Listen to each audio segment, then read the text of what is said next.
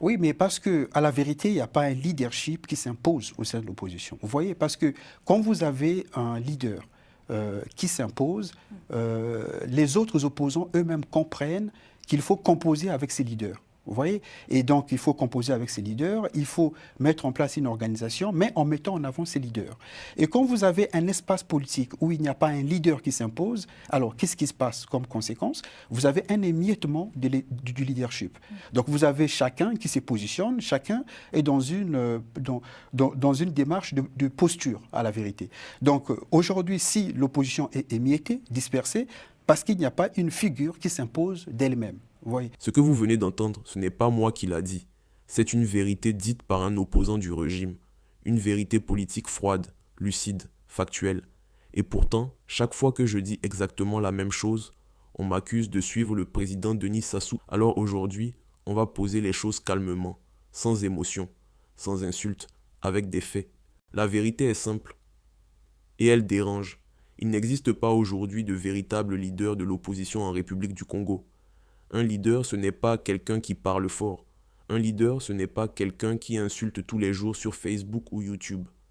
Un leader, c'est quelqu'un qui s'impose naturellement, rassemble, structure, trace une direction claire. Or, qu'est-ce qu'on voit aujourd'hui? Une opposition éparpillée, des candidatures individuelles sans vision commune. Chacun parle pour lui-même. Chacun se positionne dans la posture. Exactement ce que dit la vidéo. Ce n'est pas une attaque, c'est un constat. Maintenant, posons une question essentielle, une seule. Quel est le projet clair de l'opposition pour le Congo? Je parle d'un vrai projet. Économie, emploi, jeunesse, santé, éducation, infrastructure, vision à 10 ou 20 ans, montrez-le-moi. La réalité, c'est que leur seul programme, jour après jour, c'est insulter le président Denis Sassou Nguesso, critiquer tout ce que l'État fait, espérer que la haine remplacera un projet. Mais soyons sérieux. Insulter n'est pas gouverner. Critiquer n'est pas construire. Un peuple ne confie pas son avenir à des gens qui n'ont rien à proposer, à part la colère. Et là, je pose une question très simple, une question que personne n'aime entendre. Montrez-moi une seule vidéo d'un soi-disant opposant aidant des veuves, soutenant des orphelins, accompagnant des malades à l'hôpital, payant des frais scolaires, posant un acte social concret. Montrez-moi. Vous ne trouverez rien.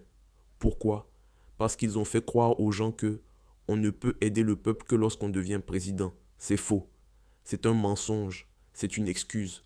On n'a pas besoin d'être président pour aider son peuple. On a besoin de volonté, de cœur, de cohérence. Alors soyons clairs une bonne fois pour toutes. Dire qu'il n'y a pas de véritable opposition aujourd'hui. Dire qu'il n'y a pas de leadership parmi eux. Dire qu'il n'y a pas de projet sérieux. Ce n'est pas suivre le président. Ce n'est pas être vendu. Ce n'est pas être aveugle. C'est refuser l'hypocrisie politique. La vidéo que vous venez d'entendre confirme exactement ce que je dis depuis longtemps.